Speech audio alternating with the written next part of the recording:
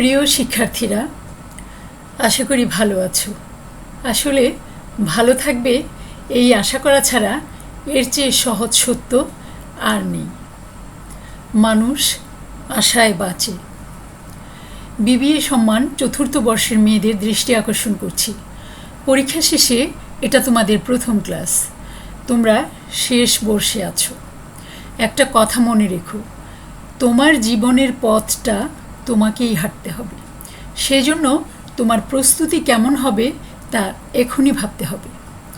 যে সময় গেছে সেখান থেকে কি ভুল করেছো তা চিহ্নিত করে ভবিষ্যতে কিভাবে গন্তব্যে পৌঁছবে এর সিদ্ধান্ত নিয়ে নাও।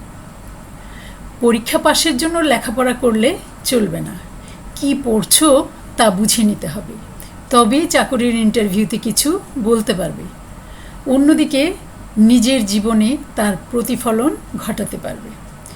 আশা করি কথাগুলোর মানে বুঝতে পেরেছ। চলো এবার ক্লাসে যাই। তোমাদের সাথে আছি আমি, Ferdousi Begum, assistant professor, department of accounting, Mohila college, Chattogram. Welcome to online classroom. আজকের chapter 01, working capital concept and estimation. তোমাদের আমি বিগত ক্লাসগুলোতে, অর্থাৎ তোমরা যে পরীক্ষা দিয়েছ তার আগে, ফিনান্সিয়াল স্টেটমেন্ট অ্যানালাইসিসের পর্বটা, অর্থাৎ 40 মার্কসের যে চ্যাপ্টারগুলো, সেগুলো কিন্তু আমি আমার মতে বেশ ভালোভাবেই আমি শেষ করেছি। এখন দেখো একটা জিনিস, একটা বিষয় হলো যে আমি একটা অঙ্ক তোমাদেরকে করাবো, সেটার সাথে মিলিয়ে তোমরা আরও অন্তত 2 থেকে 3টা অঙ্ক করতে হবে। একটা স্টুডেন্টের এটাই কাজ। তো আমার সাথে সাথে আমি যদি 5টা অঙ্ক করিয়ে থাকি, তোমাদের অন্তত 25টা অঙ্ক করতে হবে, 20টা অঙ্ক করতে হবে। তা যদি তোমরা না করো তাহলে তো আসলে আর কিছুই বলার নেই। তো যাই হোক, যেহেতু আমি ফিনান্সিয়াল স্টেটমেন্ট অ্যানালাইসিসের পর্বটা শেষ করে দিয়েছি, এখন আমি ওয়ার্কিং ক্যাপিটাল ম্যানেজমেন্টের পর্বটা শুরু করেছি, এবং এটা হলো আজকের চ্যাপ্টারটা হলো তোমাদের প্রথম chapter, first chapter, working capital concept and estimation. আচ্ছা, প্রথম চ্যাপ্টারের শুরুতেই আমি ছোট 2টি অঙ্কের সাথে সাথে থিওরিটিক্যাল বিষয়গুলোর প্রাসঙ্গিক আলোচনা করব। কেননা শুধু থিওরিটিক্যাল বিষয় দিয়ে তোমাদের বেশ কয়েকটা ক্লাস আমি কিন্তু ইচ্ছে করলেই চালাতে পারি, কিন্তু যেহেতু আমাকে অনলাইনের মাধ্যমে লিমিটেড কিছু ক্লাস নিতে হবে, সেই জন্য আমি তোমাদের যে অঙ্কগুলো করাবো তার সাথে সাথে আমি থিওরিটিক্যাল বিষয়গুলোও আলোচনা করব। ঠিক আছে? আচ্ছা, চলো তাহলে প্রবলেমটা দেখে নেই এবং ভালোভাবে বুঝে নেই। আমি যে প্রবলেমটা তোমাদের জন্য নির্ধারণ করেছি, আমি 2টো প্রবলেম নির্ধারণ করেছি। তো প্রথম যে প্রবলেমটা নির্ধারণ করেছি, এটার কারণ হলো তোমার যে কোনো উৎপাদনকারী বা ব্যবসা প্রতিষ্ঠানের উৎপাদন এবং ক্রয় বিক্রয় সংক্রান্ত কার্যক্রম বারবার হতে থাকে, তাই না? উৎপাদন করে, বিক্রয় করে, আবার উৎপাদন করে, আবার বিক্রয় করে, সেরকম। অথবা ক্রয় করে, বিক্রয় করে, ক্রয় করে, বিক্রয় করে, সেরকম, তাই না? বারবার চলতে থাকে। তো নগদ অর্থ দ্বারা কাঁচামাল ক্রয়, কাঁচামাল থেকে চূড়ান্ত দ্রব্য প্রস্তুত। খেয়াল করো একটা জিনিস, প্রথমে আমরা কি করব? নগদ অর্থ দ্বারা কাঁচামাল ক্রয় করব। কাঁচামাল উৎপাদনের জন্য হতে পারে, বিক্রয়ের জন্য হতে পারে। তো যদি উৎপাদনের জন্য হয়, সেক্ষেত্রে কাঁচামালটা ক্রয় করার পরে কাঁচামাল থেকে চূড়ান্ত দ্রব্য প্রস্তুত করব, যেটার ইংরেজি হলো ফিনিশড গুডস। কিন্তু ম্যাটেরিয়াল অ্যান্ড ফিনিশড গুডসের মাঝে আরেকটা বিষয় আছে, সেটা হলো কিছু পণ্য হাফ ডান অবস্থায়, অর্থাৎ পুরোপুরি উৎপাদন হয় নাই, অর্ধেক অবস্থায় আছে। সেটাকে বলা হয় ওয়ার্ক ইন প্রোগ্রেস। ঠিক আছে? তো আমরা বলবো যে কাঁচামাল এবং চূড়ান্ত দ্রব্য প্রস্তুতের মাঝামাঝি চলতি কার্য, অর্থাৎ অর্ধসমাপ্ত দ্রব্য প্রস্তুত পণ্য সম্পর্কে ধারণা জন্যই এই প্রবলেমের যে দফাগুলো আছে সেটার সাথে মিল রেখে আমি এই প্রবলেমটাকে নির্বাচন করেছি।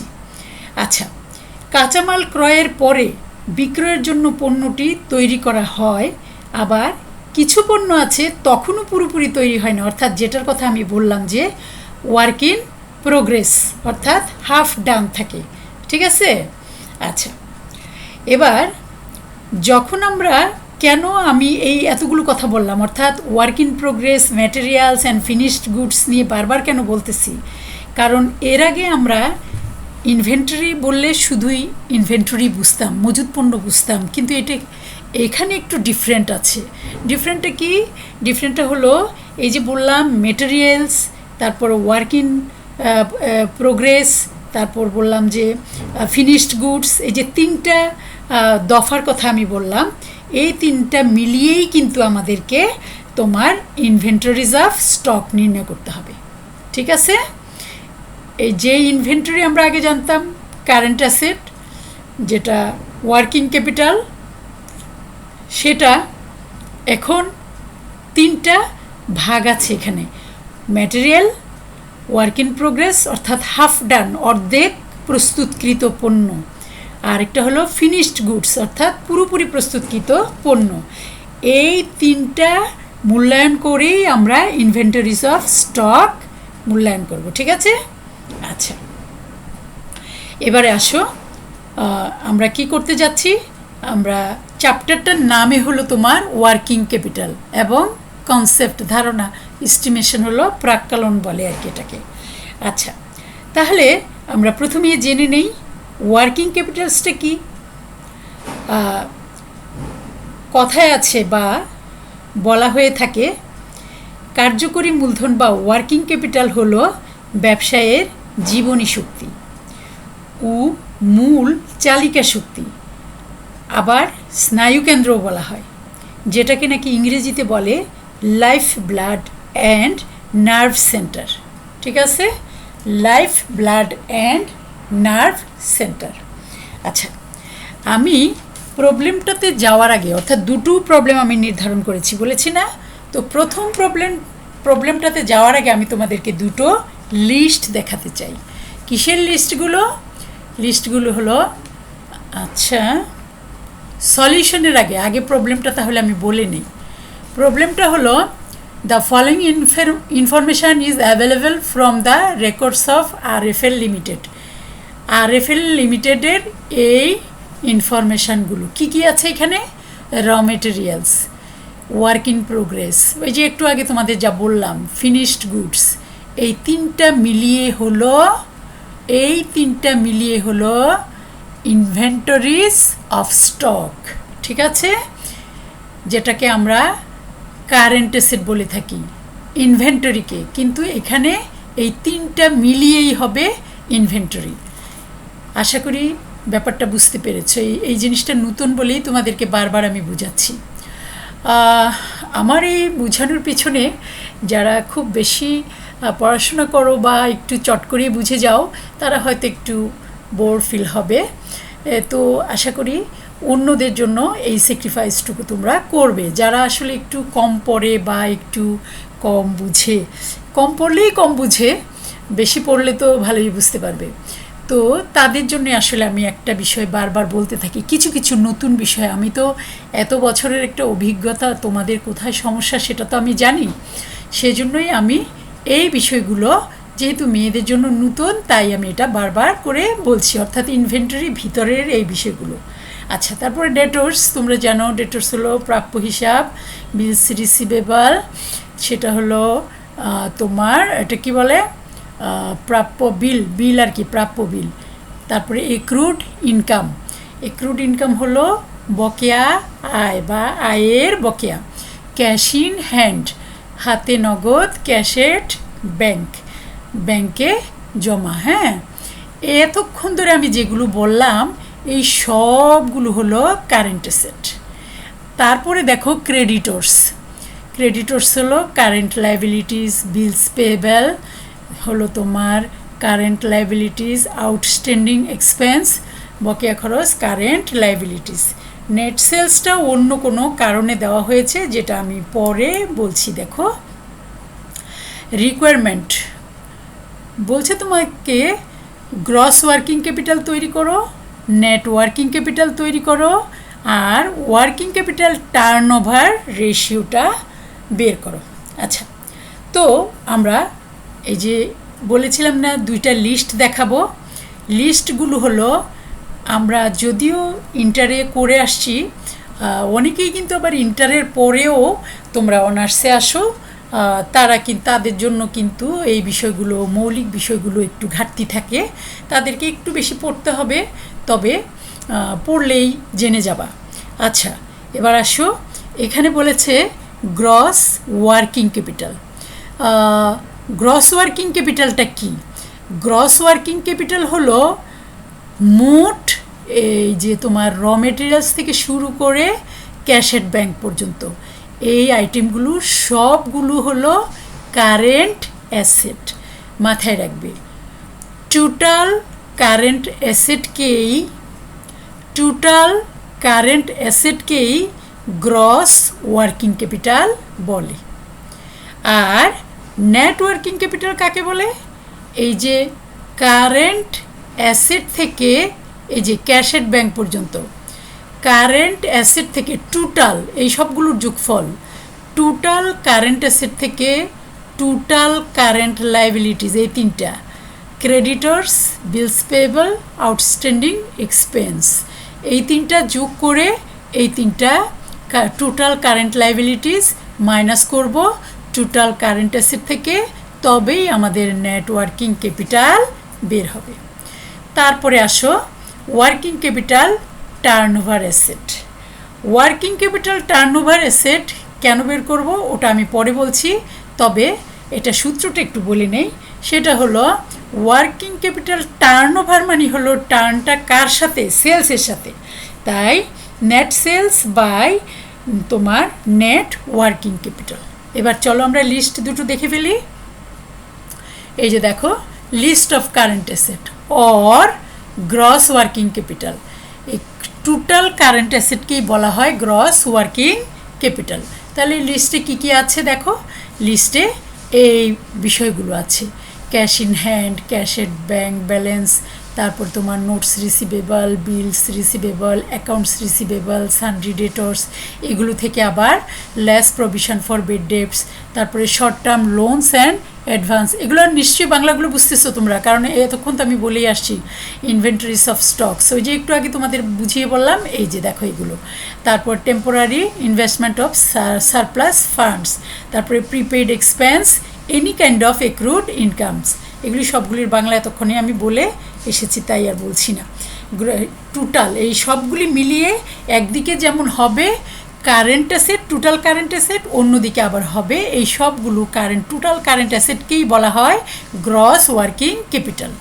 আসো আমরা এবার লিস্ট অফ কারেন্ট লাইবিলিটিসটা দেখে নিই। Creditors of purchase of raw materials, অর্থাৎ এখানে বলছে যে আমরা র মেটেরিয়াল ক্রয় করার জন্য যে ক্রেডিটর্স হয় আর কি, সেটা সোজা কথা হলো ক্রেডিটর্স। এক্রুড অর আউটস্ট্যান্ডিং এক্সপেন্স বলতে এই সবগুলোর বকেয়া বুঝিয়েছে, ঠিক আছে। তারপর আনআর্নড রেভিনিউ, যেটা উপার্জন হয় নাই, আয়। Short term loans, advance and deposit, long term loan কিন্তু কারেন্ট লাইবিলিটিসে আসে না। Provision for taxation if it doesn't amount two appropriation of profits, ট্যাক্সের প্রভিশন। আচ্ছা, তারপর এই টোটাল সবগুলো যোগ করার ফলে হবে টোটাল কারেন্ট লাইবিলিটিস। ওকে, নেক্সট। এবার আমরা ওয়ার্কিংসটা করব।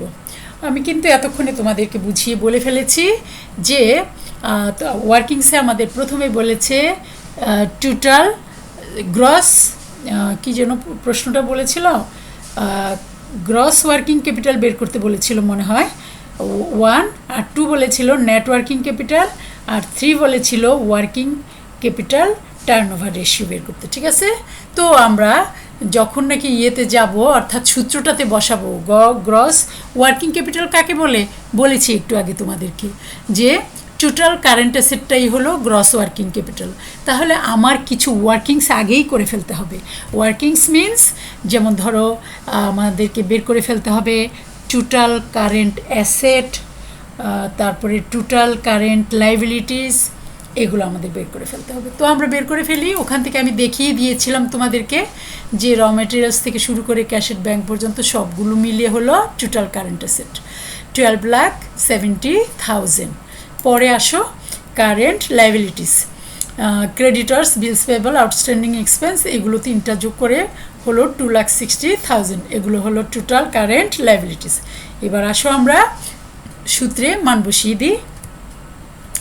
প্রথম রিকোয়ারমেন্টটা ছিল আমাদের calculation of gross working capital.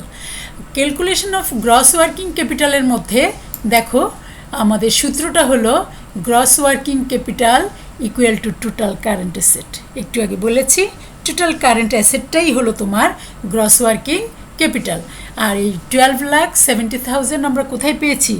Number 1 আমরা যেখানে ওয়ার্কিং করেছি আগের পেজে, ঠিক আছে, ওখানে আমরা 12,70,000 পেয়েছি। এবং বিটাও আমরা পেয়ে গিয়েছিলাম, না পেয়ে যাই নাই, আমরা শুধু total current asset and total current liabilities বের করেছিলাম। এখন আমরা সূত্রটা লিখে ফেলি নেটওয়ার্কিং ক্যাপিটালের। আমরা জানি কি জানি বলো তো দেখি। নেটওয়ার্কিং ক্যাপিটাল হলো total current asset minus total current liabilities. Okay, এখন আমরা মান বসিয়ে দিই। এই দেখো total current asset 12,70,000 and total current liabilities 2,60,000 minus করার পর আমার থাকছে 10,10,000। নেক্সট সিতে আসো, calculation of working capital turnover ratio. Turnover রেশিওটা আমি বলেছিলাম তোমাদেরকে যে net sales by net working capital. তো নেট ওয়ার্কিং ক্যাপিটাল তো আমার এখানে আছেই, নেট সেলসটাও কিন্তু আমাদের ছিল। কোথায় ছিল? প্রশ্নে দেওয়াই ছিল। আচ্ছা, তো তাহলে আমরা প্রশ্ন থেকে এইখানে এনে জাস্ট বসিয়ে দিব। আচ্ছা, এখন আমরা সূত্রটা লিখে ফেলি। Working capital turnover ratio equal to net sales by net working capital. এই দেখো এখানে আমাদের নেট সেলস দেওয়া ছিল প্রশ্নে 40,40,000 অ্যান্ড নেটওয়ার্কিং ক্যাপিটাল আমরা এখানে পেয়েছি। এই যে দেখো রিকোয়ারমেন্ট 2B-তে 10,10,000 আমরা এখানে পুট করেছি। ওকে, এখন আমরা এটা দিয়ে এটাকে ভাগ করার পর পেলাম 4 টাইমস। আচ্ছা, এবার আসো যে আমরা কেন এই ওয়ার্কিং ক্যাপিটাল টার্নওভার রেশিওটা বের করে থাকি। কেন? কারণ এই অনুপাত দ্বারা বোঝায় একটা প্রতিষ্ঠান তার বিক্রয় বৃদ্ধিতে সম্পত্তিকে কিভাবে দক্ষতার সাথে ব্যবহার করে। তো আমরা দেখো ওয়ার্কিং ক্যাপিটাল কী জন্য? ওই যে একটু আগে একদম প্রথমেই বলেছি চালিকা শক্তি। আমরা কি করব, একটা ব্যবসা প্রতিষ্ঠান যখন নাকি স্থাপন করব তখন আমরা কি করি, প্রথমে কতগুলো স্থায়ী সম্পদ আমরা ক্রয় করে থাকি। তো স্থায়ী সম্পদ যত মূল্যবানই হোক না কেন, সেগুলো থাকলে কি আর ব্যবসা চলবে? ব্যবসা চলতে হবে, কি করতে হবে? উৎপাদন করতে হবে অথবা ক্রয় করতে হবে, তারপর বিক্রয় করতে হবে। ঠিক আছে, তাহলে এখানে কিন্তু আরেকটা কথা তোমাদের আমার বলা হয় নাই, সেটা হলো working capital cycle. Working capital সাইকেলটা হলো কি জানো? সেটা হলো প্রথমে আমরা ক্যাশ টাকা দিয়ে ম্যাটেরিয়ালস ক্রয় করব। ওকে, ম্যাটেরিয়ালস ক্রয় করার পরে আমরা পণ্য উৎপাদন করব। পণ্য উৎপাদন করার পরে আমরা বিক্রয় করব। সাধারণত বড় বড় প্রতিষ্ঠানে ধারে বিক্রয় বেশি হয়ে থাকে। তো ধারে বিক্রয়ের ফলে তোমার কি তৈরি হবে? অ্যাকাউন্টস রিসিভেবল তৈরি হবে, বিলস রিসিভেবল তৈরি হবে ইত্যাদি। হ্যাঁ, তো এইগুলো থেকে শেষ পর্যন্ত কি হবে? শেষ পর্যন্ত এগুলো থেকে অর্থ আদায় হবে, অর্থাৎ ক্যাশ পরিণত হবে। তা আবার ক্যাশ দিয়ে কি করব? ম্যাটেরিয়ালস ক্রয় করব। ম্যাটেরিয়ালস দিয়ে কি করব? উৎপাদন করব। উৎপাদন দিয়ে কি করব? ধারে পণ্য বিক্রয়ের ফলে, অর্থাৎ বিক্রয় করব। বিক্রয়ের ফলে পাওনা দেনাদার সৃষ্টি হবে। দেনাদার সৃষ্টি হওয়ার পরে দেনাদার থেকে টাকা আদায় করব। এইভাবে যে চক্রাকারে চলতে থাকে এটাকেই বলা হয় তোমার ওয়ার্কিং ক্যাপিটাল সাইকেল। আচ্ছা, তো এখানে 4 টাইমস বলতে বুঝিয়েছে যে আমি 10,10,000 ওয়ার্কিং ক্যাপিটালস আমি 4বার বিক্রয় করেছি, অর্থাৎ যতবার বিক্রয় করা যাবে, অর্থাৎ আবর্তন যতবার হবে ততই আমাদের, যত বেশি হবে ততই আমাদের বুঝতে হবে যে এই কোম্পানিটার ম্যানেজিং তোমার ম্যানেজমেন্টের তোমার দক্ষতা বেশ ভালো ছিল, যে কারণে আমার তোমার বিক্রয়ের আবর্তন বেশি হয়েছে। ঠিক আছে? আচ্ছা, যখন নাকি বাইরের লোকেরা কোনো কোম্পানিতে ইনভেস্ট করে তখন কিন্তু এই ওয়ার্কিং ক্যাপিটাল, তারপরে ওয়ার্কিং ক্যাপিটাল টার্নওভার এগুলি দেখে, কারণ বিক্রয় যত বেশি হবে ওই প্রতিষ্ঠান তত বেশি মুনাফা অর্জন করবে, আর বেশি মুনাফা অর্জনের অর্থই হলো তোমার ক্যাপিটাল বাড়বে, অ্যাসেট বাড়বে। ঠিক আছে, আজকের প্রথম অঙ্কটা এখানেই শেষ হলো। পরবর্তী অঙ্কে আমরা যাই। পরবর্তী অঙ্কটা দেখো, খুব ছোট একটা অঙ্ক, হ্যাঁ, কিন্তু আমার 3টা বিষয়কে ক্লিয়ার করে। এখানে দেখো, এখানে প্রথমে দেওয়া আছে, এটা কিন্তু দেখো এনইউতে এসেছে 2013-এ। আচ্ছা, কি বলেছে? Total current asset. আচ্ছা, তোমাদের কি মনে হয় একটা কথা কি বলেছিলাম? বলি নাই মনে হয়। এই অঙ্কগুলো, দুটো অঙ্ক কিন্তু বি টাইপের অঙ্ক। ঠিক আছে, ছোট ছোট অঙ্ক, বি টাইপের অঙ্ক। আমি সি টাইপের অঙ্কে যাওয়ার আগে বি টাইপের দুটো অঙ্ক দিয়ে তোমাদেরকে ওয়ার্ম আপ করছি আর কি, হ্যাঁ, যে আমরা এখন প্রথম চ্যাপ্টারের অঙ্কগুলো করা শুরু করব। আচ্ছা, এবার আসো টোটাল কারেন্ট অ্যাসেট। তোমরা জানো আমাদের এখানে এই যে দেখো, এতে কি করতে বলেছে? টোটাল ওয়ার্কিং ক্যাপিটাল বের করতে বলেছে। তো আমরা কি জানি? আমরা জানি total working capital is equal to total current asset. So এখানে কিন্তু আমাদের আর কিছু বের করতে হচ্ছে না। আমরা কি করব? টোটাল কারেন্ট অ্যাসেট 5 লাখ লিখে দিব। হয়ে গেল প্রথমটার আনসার। দ্বিতীয়টা নেটওয়ার্কিং ক্যাপিটাল। আমরা নেটওয়ার্কিং ক্যাপিটালের সূত্রটা কিছুক্ষণ আগেই দেখেছি। সেটা হলো কি? Total current asset minus total current liabilities. তো আমাদের কিন্তু এখানে total current asset and liabilities দেয়াই আছে। তো আমরা কি করব? এটা থেকে এটা মাইনাস করে দিলেই নেটওয়ার্কিং ক্যাপিটাল পেয়ে যাচ্ছি। এবার আসো সি, ইনভেন্টরি। এটাই তোমাকে ভাবিয়ে তুলবে যে ইনভেন্টরি আমরা কিভাবে বের করব, কারণ এখানে কোনো ক্লু দেওয়া নাই। তবে আমরা একটা জিনিস কিন্তু জানি, ইনভেন্টরিটা কোথায় থাকে? ইনভেন্টরিটা কারেন্ট অ্যাসেটের ভিতরে থাকে, তাই না? Inventory one kind of current asset. আচ্ছা, তাহলে আমরা কি বলতে পারি না যে এই 5 লাখ টাকার ভিতরে এই ইনভেন্টরিটা আছে? হ্যাঁ, আমরা এটা বলতে পারি। তো আমরা এটা কিভাবে বের করব? এই কুইক রেশিওর মাধ্যমে বের করব। এটা কিভাবে সম্ভব? কুইক রেশিও সমান সমান আমরা কি জানি?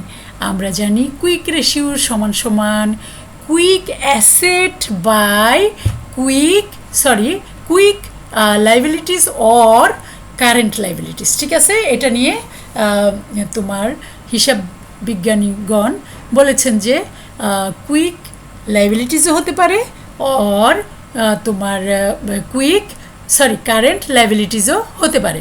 আচ্ছা, তাহলে কুইক রেশিওর সূত্রটা আরেকবার বলি।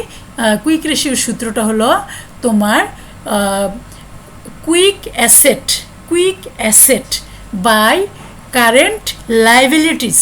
তা এখানে কিন্তু কুইক অ্যাসেট দেওয়া নাই। তো কুইক অ্যাসেট কীভাবে বের হবে?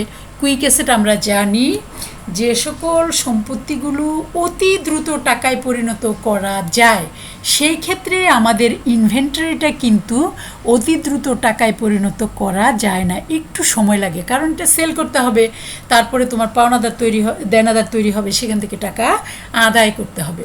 তাহলে আমরা কি করব? তোমার কারেন্ট অ্যাসেট থেকে, অর্থাৎ 5 লাখ থেকে মাইনাস করব ইনভেন্টরি। ঠিক আছে, তো ইনভেন্টরি মাইনাস করার পরে তারপরে আরও আছে, সেগুলো মাইনাস করার পরে আমরা কি পাবো? আমরা পাবো কুইক অ্যাসেট। তাহলে দেখো, কুইক অ্যাসেট পেলে আমরা এই তোমার আগে আমরা ছোটোবেলায় কি করেছি? বীজগণিত করেছি না?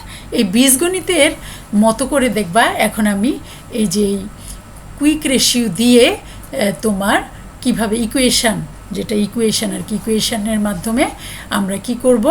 এই ইনভেন্টরিটা বের করে ফেলবো। আসো দেখি, প্রথমে আমরা এটা তো আর বের করতে হচ্ছে না, 5 লাখ অর্থাৎ আমরা জানি total current asset equal to total working capital, এটাই আনসার।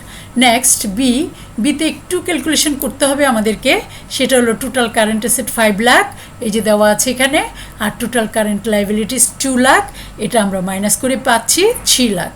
তাহলে এটা কি পেলাম আমরা? নেট ওয়ার্কিং ক্যাপিটাল পেলাম। এবার আসো সিতে আমরা কি বের করব? ইনভেন্টরি বের করব। ইনভেন্টরি কিভাবে বের করব? কুইক রেশিওটা কাজে লাগিয়ে বের করব। আচ্ছা, এবার আসো দেখি কি আছে। কুইক রেশিও ইকুয়াল টু, আমরা জানি quick asset by current liabilities. Quick asset means current asset minus inventory minus prepaid expense. এই যে দেখো, total current asset minus inventory minus prepaid expense. আর টোটাল কারেন্ট লাইবিলিটিস থেকে আমরা যখন ব্যাঙ্ক ওভারড্রাফট মাইনাস করব তখন হবে তোমার কুইক লাইবিলিটিস। বাট এখানে আমাদের ব্যাঙ্ক ওভারড্রাফট নাই, প্রিপেড এক্সপেন্স নাই, ইনভেন্টরি দেওয়া নাই, বাট আমরা ইনভেন্টরির ভ্যালুটা আমরা বের করব। আর এগুলো এটা দেওয়া আছে, টোটাল কারেন্ট অ্যাসেট দেওয়া আছে, টোটাল কারেন্ট লাইবিলিটিস দেওয়া আছে, এবং কুইক রেশিওটাও দেওয়া আছে। এই যে দেখো, কুইক রেশিও কত ছিল? 1.50 ছিল। আচ্ছা, এবার এগুলোতে আমরা মান বসিয়ে দিই। দেখো, মান বসিয়ে দেওয়ার পর 5 lakh minus inventory minus prepaid expense নাই 0, টোটাল কারেন্ট লাইবিলিটিস 2 লাখ, আর ব্যাঙ্ক ওভারড্রাফট নাই 0। এবার আমরা কি করব? ওই যে ছোটোবেলার বীজগণিতের মতো করে আমরা এখন অঙ্কটা করব। আমরা কি জানি? এই যে এটাকে বলা হয় কি? ক্রস গুণন, না? Cross multiplication. আচ্ছা, ক্রস গুণন করব আমরা এখন। এই 1.50 দ্বারা 2 লাখকে গুণন করব, আর ইকুয়াল টু হবে, অপর পাশে হবে তোমার, এই যে দেখছো, এই যে ডবল এরো দিয়ে কি আমরা যখন ইকুয়েশন করি তখন এই ডবল এরো দিয়ে করি, এটা কিন্তু দিতে হয়।